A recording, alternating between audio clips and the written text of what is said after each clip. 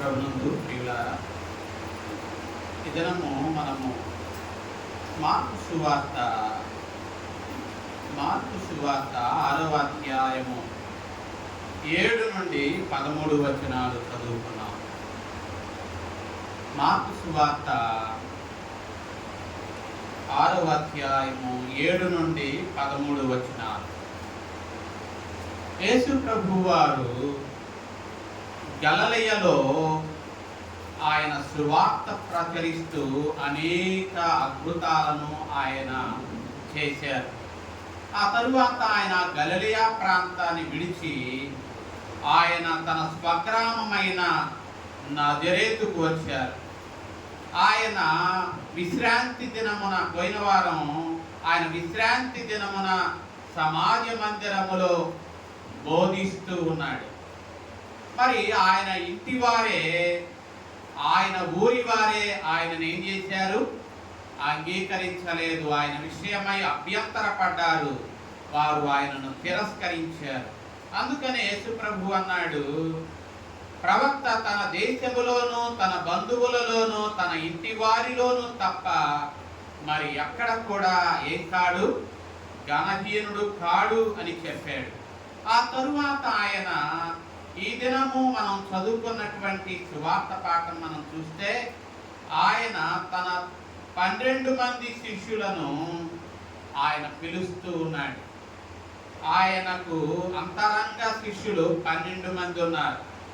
ఆ 12 మంది శిష్యులను ఆయన అధికారముతో పిలుస్తూ ఉన్నాడు. వారు సువార్త వినని గ్రామాలకు, సువార్త విననటువంటి పట్టణాలకు వెళ్ళి సువార్తను అందించాలి అని ఆయన వారికి ఆయన సూచననిచ్చాడు. యేసు ప్రభు వారు మరి ఈ దినం సువార్త పాఠములో మరి ఆయన ఈ రీతిగా మనకు బోధిస్తూ ఉన్నాడు. ఏ రీతిగా అంటే, యేసు ఏ విధముగా తన శిష్యులను ప్రతి గ్రామానికి, ప్రతి పట్టణానికి ఆయన ఏ విధంగా తన శిష్యులను పంపించాడో ఈ దినము సువార్త పాఠములో మనం చూస్తూ ఉన్నాం. ఏ విధంగా ఆయన తన శిష్యులను పంపించాడు. మనం ఇదే మా సువార్త పాఠాన్ని లూకా సువార్తలో చూస్తే ఆయన ఏ రీతిగా పంపించాడు. ఒకసారి లూకా సువార్త 9వ అధ్యాయంలో మనం చూస్తే మొదటి వచనంలో ఆయన తన 12 మంది శిష్యులను పిలిచాడు. వారికి ఏం చేశాడు? సమస్తమైన దయ్యముల మీద శక్తిని, అధికారమును, రోగములు స్వస్థపరచు వరమును వారికి అనుగ్రహించాడు. చూచారా? ఆయన ఏ రీతిగా తన శిష్యులను పంపించాడో మరి మార్కు సువార్తికుడు కంటే లూకా సువార్తికుడు ఇంకా స్పష్టంగా చెప్తూ ఉన్నాడు. ఏ రీతిగా పంపించాడట? ఆయన తన 12 మంది శిష్యులను పిలిచి వారికి శక్తినిచ్చాడు, వారికి అధికారాన్ని ఇచ్చాడు, వారికి స్వస్థపరచే వరాన్ని వారికి ఇచ్చాడు. కాబట్టి ఆ రీతిగా తన వాక్య శక్తితో, తన స్వస్థపరచు శక్తితో ఆయన వారికి తన అధికారాన్ని ఇచ్చి వారిని పంపించాడు. రెండవది, ఆయన ఏ విధంగా తన శిష్యులను పంపించాడు అంటే, వారి శరీర అవసరతల నిమిత్తము ఏమి కూడా తీసుకొని పోకూడదని వారికి ఆజ్ఞాపించాడు. కాబట్టి ప్రభునందు ప్రియులారా, ఆయన ఏమంటున్నాడు 8వ వచనంలో, ప్రయాణము కొరకు చేతి కర్రను తప్ప రొట్టెనైనా, జాలనైనా, సంచిలో సొమ్మునైనా ఏం చేయకూడదు, తీసుకుపోకూడదు అని చెప్తూ ఉన్నాడు. చెప్పులు తొడుగుకోమన్నాడు. అంగీని 2 అంగీలు వేసుకోవద్దు, మీ వేసుకున్నటువంటి బట్టలతోనే మీరు వెళ్ళండి అన్నాడు. కాబట్టి ప్రభునందు ప్రియులారా, ఆయన మరి ఎలా వెళ్ళమన్నాడు? ఆయన తన అధికారాన్ని ఇచ్చాడు. ఆయన వారికి స్వస్థపరచే వరాన్ని ఇచ్చాడు. ఆయన దెయ్యముల మీద అధికారాన్ని ఇచ్చి వారిని పంపించాడు.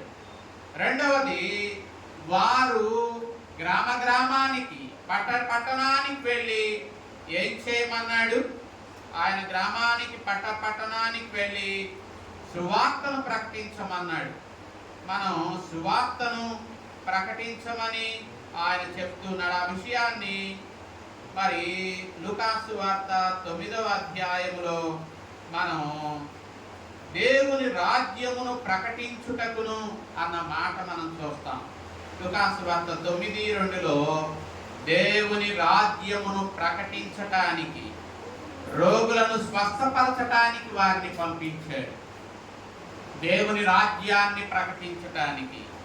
మరి ఇంకా మనం చూస్తే 6వ వచనంలో లూకాసు వార్త 9:6లో వారు బయలుదేరి ఏం ప్రకటించారట? సువార్త ప్రకటించుచు. వారు సువార్త ప్రకటిస్తూ ఏమన్నారు అంటే, మార్కు సువార్త 6వ అధ్యాయములో వారు సువార్త ప్రకటిస్తూ ఏం పొందాలని ప్రకటించారు? మారు మనస్సు పొందాలి. 12వ వచనంలో, ఆ 6:12లో ఏమంటున్నారు? వారు మరి బయలుదేరి సువార్త ప్రకటిస్తూ మారు మనస్సు పొందాలి అని చెప్పి వారికి ప్రకటన చేశారు. కాబట్టి ప్రభునందు ప్రియులారా, ఆ రీతిగా యేసయ్య వారిని పంపించాడు.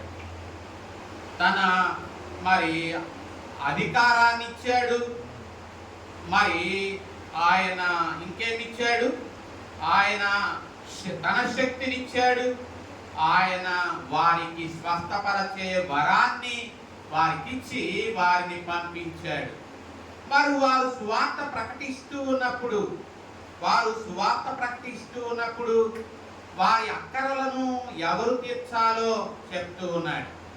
ఎవరైతే సువార్త ప్రకటిస్తూ ఉన్నారో, ఎవరైతే మారు మనస్సు పొందండి అని ప్రకటిస్తున్నారో, వారి అక్కరను వారు తీర్చుకోకూడదట. అందుకని ఆయన అన్నాడు, మీరు మీతో పాటు రొట్టెను గాని, మీతో పాటు జాలిను గాని, సంచిలో సొమ్మును గాని అన్నాడు.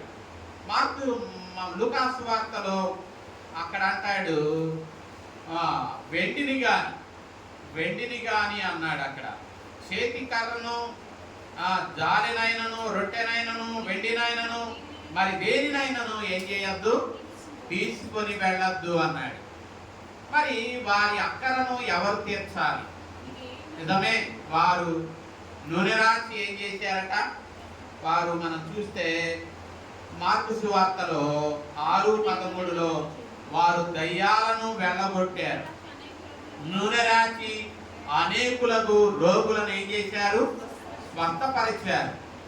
మరి వారు సువార్త ప్రకటిస్తూ ఉన్నారు, మారు మనస్సు పొందండి అని చెప్తూ ఉన్నారు, నూనె రాసి మరి రోగులను స్వస్థపరుస్తూ ఉన్నారు, అపవిత్రాత్మల చేత బాధింపబడిన వారిని, ఆ దెయ్యములను వెళ్ళగొడుతూ ఉన్నారు. ఈ కార్యములన్నీ వారు చేస్తున్నారు. మరి వారి అవసరం కొరకు యేసయ్య అన్నాడు, మీరు ఆహారాన్ని మీతో రొట్టెను అంటే ఆహారాన్ని తీసుకువెళ్ళొద్దు, మీ సంచిలో మరి వెండిని కానీ ధనాన్ని కానీ మీరు పట్టుకొని వెళ్ళొద్దు. మరి ఎవరు వారి అక్కర్లను తీర్చాలి అంటే, ఎవరైతే ఇక్కడ మనం చూస్తే మార్కు సువార్త 6:10లో మీరెక్కడ ఒక ఇంట ప్రవేశించదురో అక్కడ నుండి మీరు బయలుదేరు వరకు ఆ ఇంటనే ఏం చేయండి. చూసారా? ఎవరు మిమ్మల్ని చేర్చుకుంటారో వారి దగ్గరే మీరుండండి, వారి ఇంటనే మీరుండండి. ఎవరైతే నా నామములో మిమ్మల్ని చేర్చుకుంటారో వారే మీ అక్కర్లను ఏం చేస్తారు? తీరుస్తారు. అంతేగాని మీతో పాటు రొట్టెను కానీ, సొమ్మును కానీ, వెండిని కానీ మీతో పాటు మీరేం చేయకూడదు, తీసుకువెళ్ళద్దు. మరి మీ అవసరతలను ఎవరు తీరుస్తారు? మీరు దేవుని పని చేస్తున్నారు, మీరు నా మాట ప్రకారం నా పని చేస్తున్నారు. కాబట్టి ఎవరైతే మరి మీరు వెళ్ళి గ్రామానికి వెళ్ళి పట్టణానికి వెళ్ళి మీరు సువార్త ప్రకటిస్తూ ఉన్నారు, మారు మనస్సు పొందండి అని చెప్తూ ఉన్నారు, ఎవరైతే దయ్యముల చేత పీడింపబడుతూ ఉన్నారో వారిని మరి ఏం చేయండి, నా శక్తి చేత దయ్యములను వెళ్ళగొట్టండి. అంత మాత్రమే కాదు, నా శక్తి చేత వారికి ఏమిచ్చాడు? ఆయన స్వస్థపరచే వరాన్ని ఇచ్చాడు. ఎవరికైతే నూనె రాసి ప్రార్థన చేస్తారో వారు ఏమయ్యారట? వారు స్వస్థత పొందారు. ఎందుకంటే దేవుడు వారికి స్వస్థపరచే వరాన్ని వారికి ఇచ్చాడు. కాబట్టి వారు విశ్వాసంతో నూనె రాసి ప్రార్థన చేసినప్పుడు అనేక మంది రోగులు స్వస్థత పొందారు. అనేక మంది పట్టినటువంటి దురాత్మలు దేవుడు ఇచ్చిన అధికారాన్ని బట్టి వారిలోని దయ్యములను ఏం చేశారు? వెళ్ళగొట్టారు. మరి ఆ రీతిగా దేవుడు వారికి మరి తన అధికారాన్ని, తన శక్తిని, తాను స్వస్థపరిచే వరాన్ని దేవుడు వారికి ఇచ్చాడు. వారు వెళ్ళారు. ఎలా వెళ్ళారు? వారిని ఒక్కరినిగా పంపలా. యేసయ్య వారిని ఇద్దరిద్దరినిగా పంపాడు. వారు గ్రామానికి వెళ్ళారు, పట్టణానికి వెళ్ళారు. వారు దయ్యములను వెళ్ళగొట్టారు. ఆయన ఇచ్చిన అధికారాన్ని బట్టి, వారు ఆయన ఇచ్చిన వరాన్ని బట్టి నూనె రాసి రోగుల కొరకు ప్రార్థన చేశారు. అనేకులు స్వస్థత పొందారు. మరి ఆ రీతిగా మీరు మారు మనస్సు పొంది సువార్తను నమ్మండి అని చెప్పి ఆయన వారికి మరి ఆ రీతిగా వారిని పంపించాడు. వారు ఆయన పని చేస్తూ ఉన్నారు. వారు ఆయన పని చేస్తూ ఉన్నప్పుడు వారి అవసరతను ఎవరు తీర్చాలో మనం ఇప్పుడు చదువుకున్నాం కదా. ఎవరైతే ఆయన నామములో తమ ఇంట చేర్చుకుంటారో వారే వారి అవసరతలను ఏం చేయాలి? తీర్చాలి అని చెప్పి ప్రభు చెప్తూ ఉన్నాడు. కాబట్టి ప్రభునందు ప్రియులారా, మరి ఆయన వారి అవసరతలను తీర్చాలి.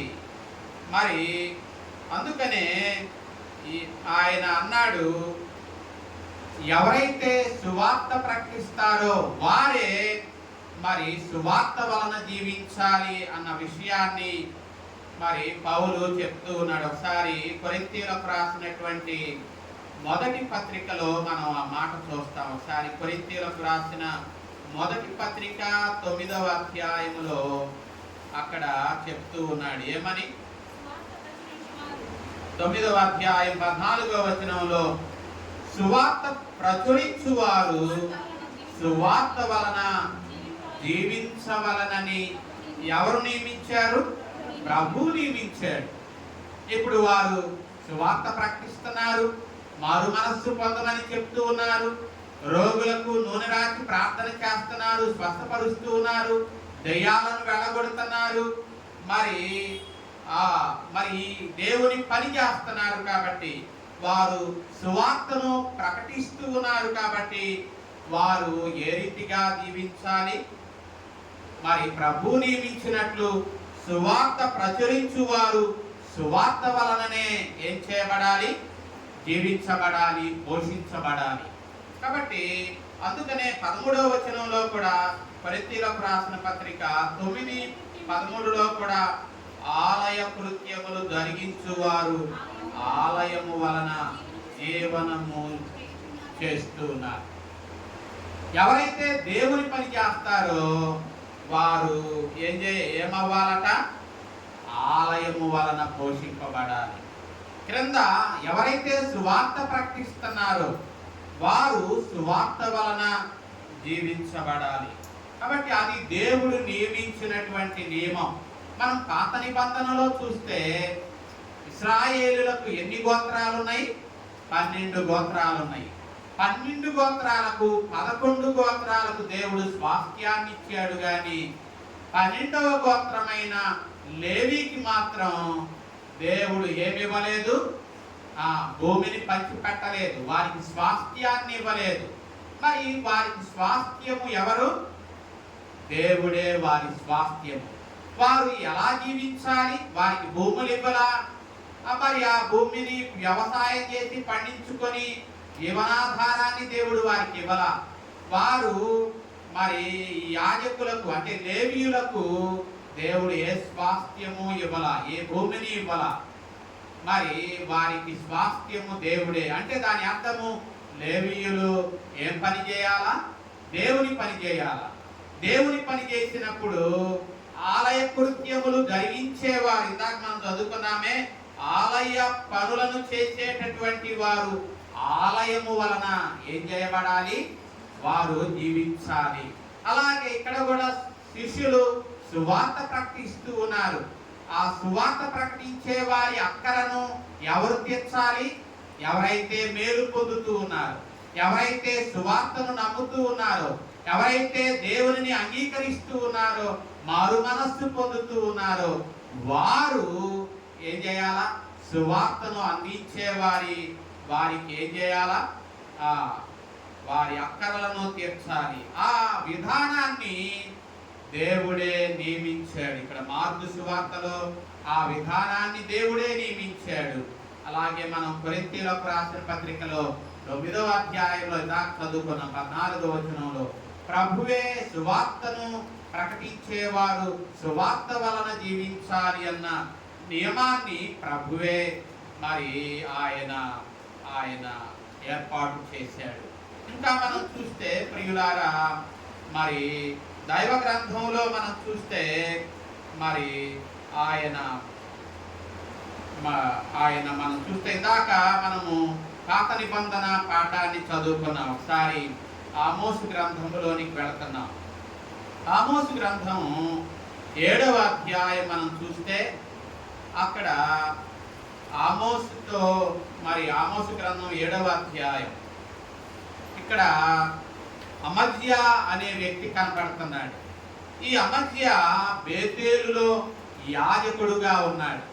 ఈ అమజ్య అనేవాడు ఎక్కడ యాజకుడుగా ఉన్నాడు? బేతేలులో యాజకుడుగా ఉన్నాడు.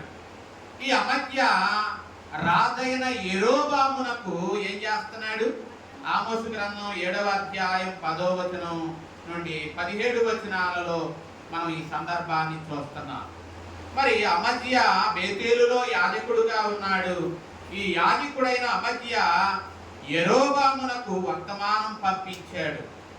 మరి ఏమని వర్తమానం పంపించాడు? నీ మీద ఆమోసు ఏం చేస్తున్నాడు? కుట్ర చేస్తున్నాడు. ఏమని చెప్తూ ఉన్నాడు అతడు? యెరోబాము ఖడ్గము చేత చస్తాడు, ఇశ్రాయేలులు తమ దేశాన్ని విడిచిపెట్టి చెరలోనికి పోతారు అని అతడు ఏం చేస్తున్నాడు? ప్రకటిస్తున్నాడు.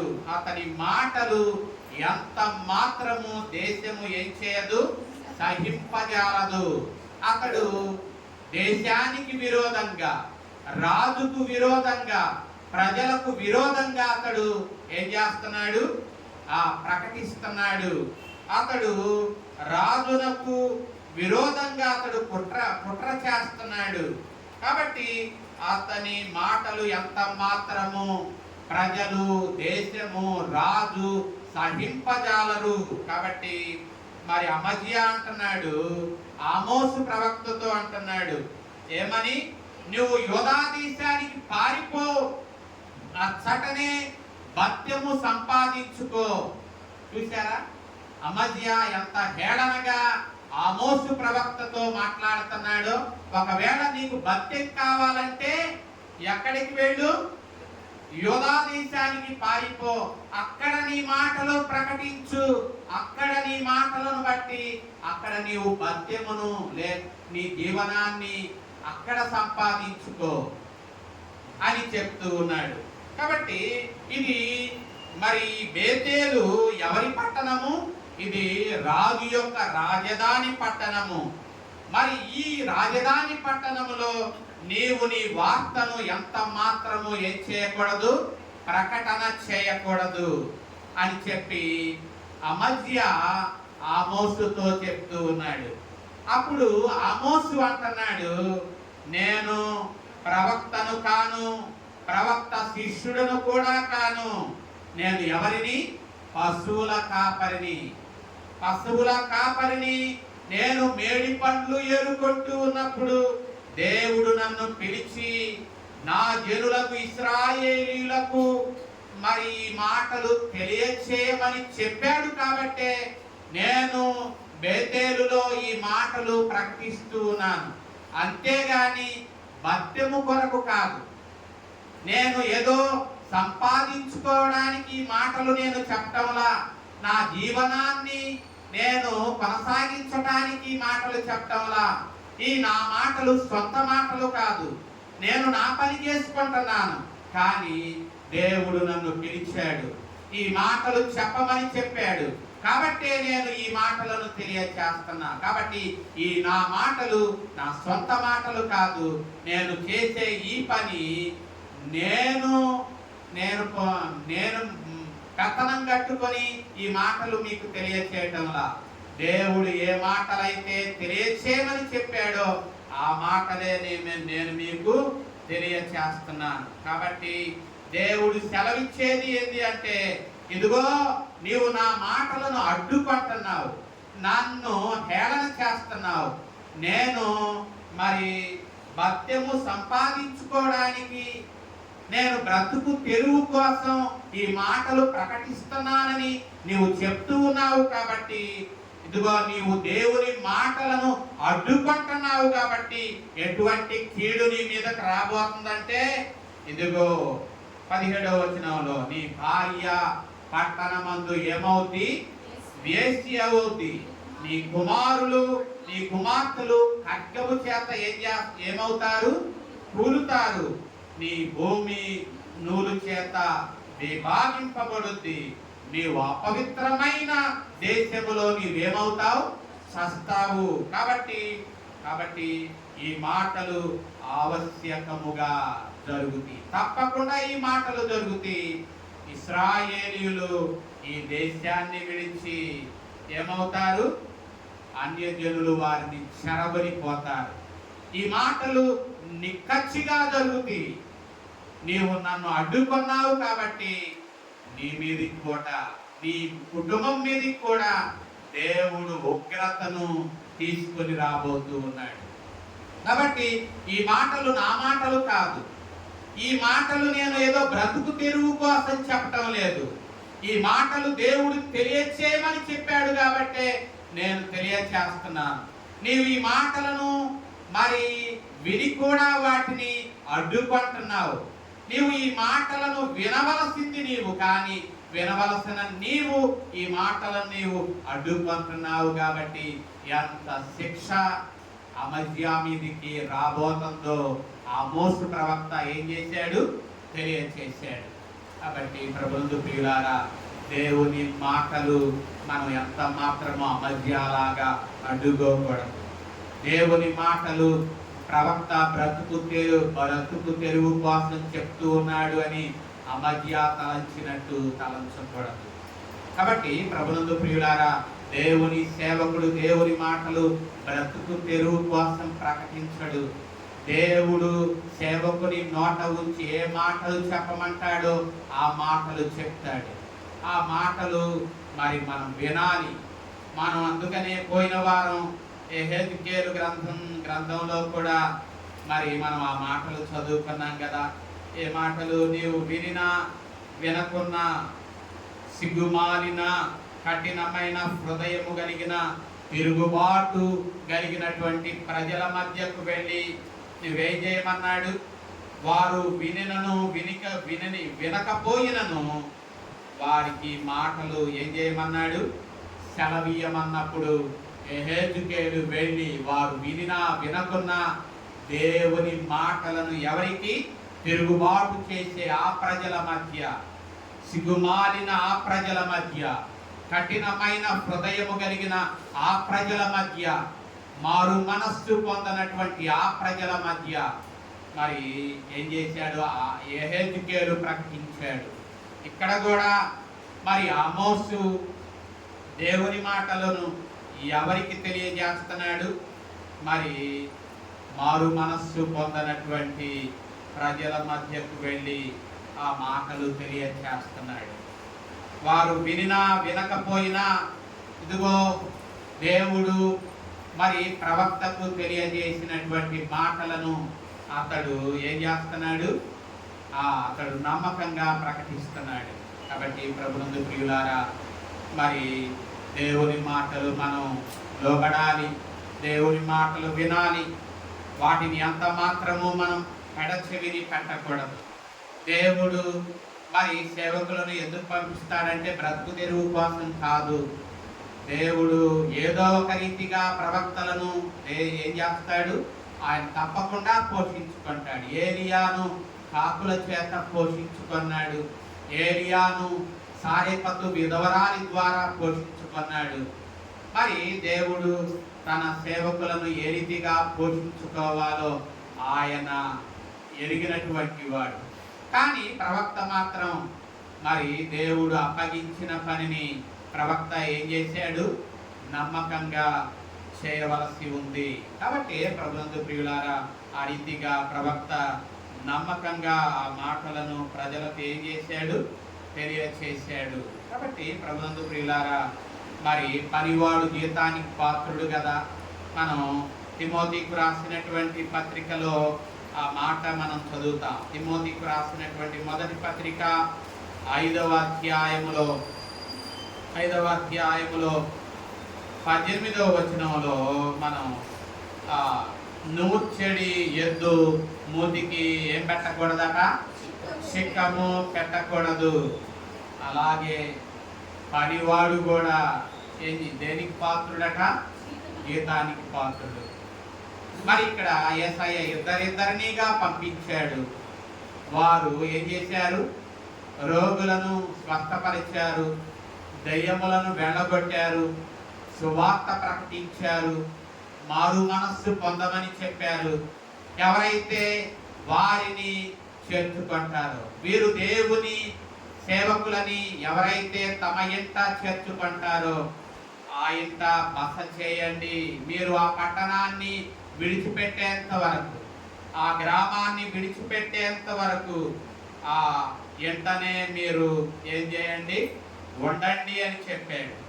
ఎవరైతే మీ మాటలను నిరాకరిస్తారో, ఆ 11వ వచనంలో మార్కు సువార్త 6:11లో, ఏ స్థలమైందైనను జనులు మిమ్మలను చేర్చుకొనక మీ మాటలు వినకుంటే మీరు అక్కడ నుండి బయలుదేరినప్పుడు వారి మీద సాక్ష్యముగా ఉండడానికి మీ పాద ధూళిని ఏం చేయండి?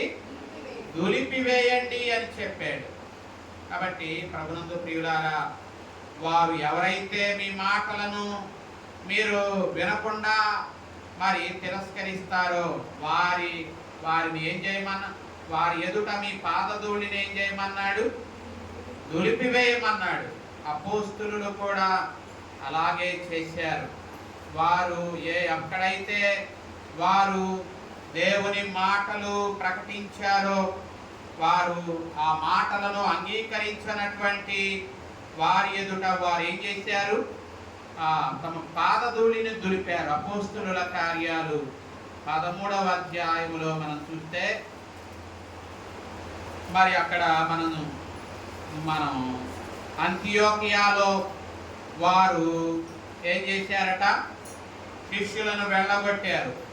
మరి అంతియోకియాలో వారు అపోస్తులను వెళ్ళగొట్టారు. వారు వెళ్ళగొట్టినప్పుడు వారు ఏం చేశారు? మనం చూస్తే 48వ వచనంలో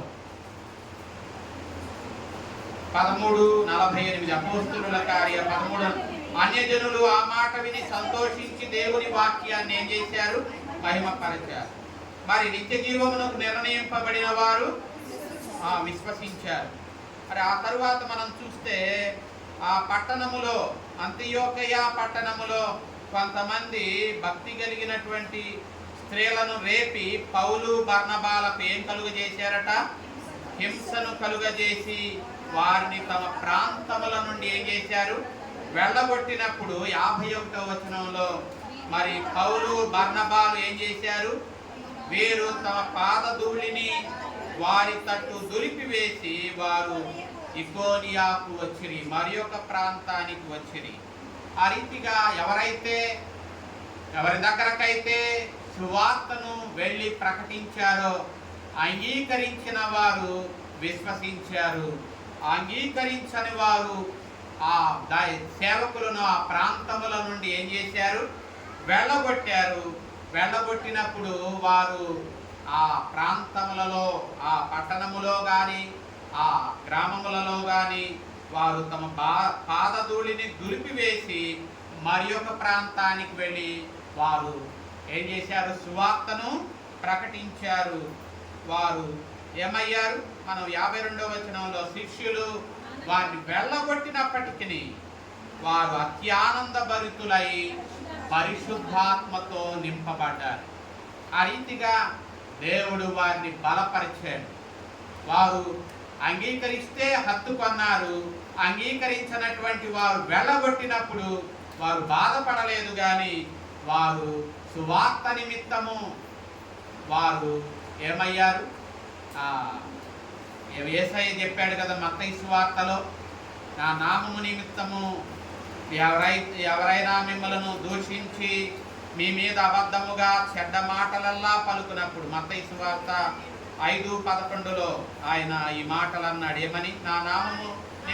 నా నిమిత్తము జనులు మిమ్మలను నిందించి హింసించి మీ మీద అబద్ధముగా చెడ్డ మాటలల్లా పలుకునప్పుడు మీరు ధన్యులు, సంతోషించి ఆనందించండి, పరలోకమందు మీ ఫలము ఏమవుద్ది?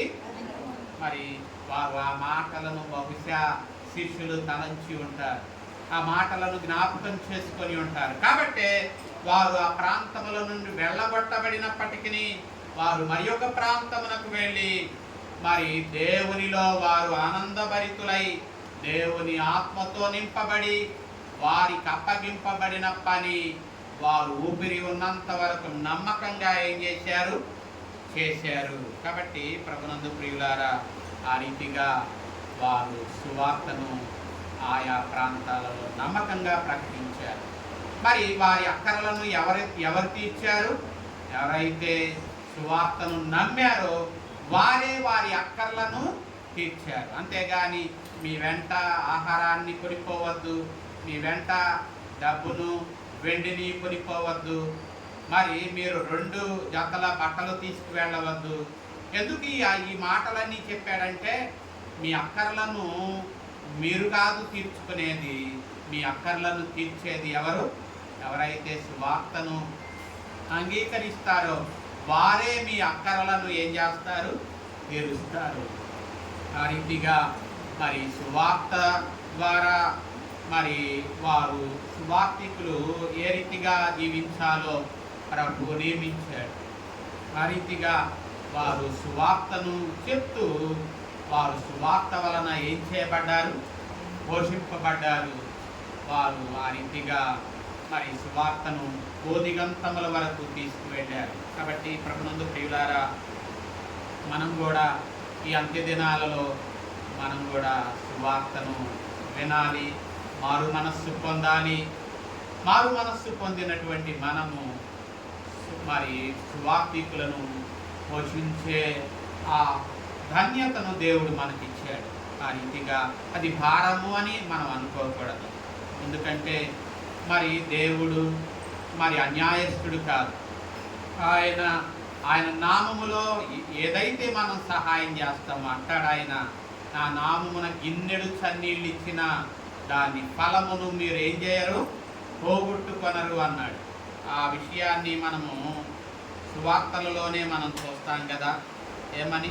సువార్తలలో ఆ విషయాన్ని నా నామమున గిన్నెడు చన్నీళ్ళు ఇచ్చిన దాని ఫలమును మీరు పోగొట్టుకొనరు అన్న విషయాన్ని మనం సువార్తలలోనే మనం చూస్తాం కదా.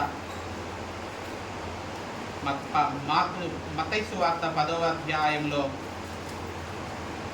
ఏమంటాడు? 40వ వచనంలో, మిమ్మల్ని చేర్చుకునివాడు నన్ను చేర్చుకొనును, నన్ను చేర్చుకునివాడు నన్ను పంపిన వారిని చేర్చుకొనును. ప్రవక్త అని ప్రవక్తను చేర్చుకొనువాడు ప్రవక్త ఫలమును పొందుతాడు. నీతిమంతుడని నీతిమంతుడిని చేర్చుకొనువాడు నీతిమంతుని ఫలమును పొందుతాడు. శిష్యుడని ఎవడు ఈ చిన్నవారిలో ఒకనికి గిన్నెడు చన్నీళ్లు మాత్రము త్రాగనిచ్చును వాడు తన ఫలము పోగొట్టుకొనడని నిశ్చయముగా మీతో చెప్పుతున్నాను. కాబట్టి ఎవరు ఆయన నామములో చేర్చుకొని మరి ఆతిథ్యం ఇస్తారో వారు తప్పకుండా వారు ఫలాన్ని పొందుకుంటారు. అబ్రహాము ఆ దేవదూతలకు ఏమిచ్చాడు? ఆతిథ్యం ఇచ్చాడు.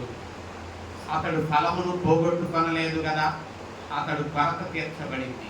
కాబట్టి మనం కూడా ప్రియులారా మరి అంత్య దినాలలో సువార్తను మనం విన్నాం. సువార్త వలన మనం మరి దీవింపబడుతున్నాం.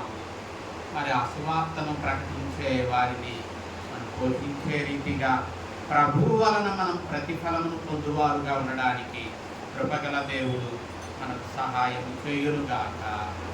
ఆమేన్. వినిపించితిరయ్యాని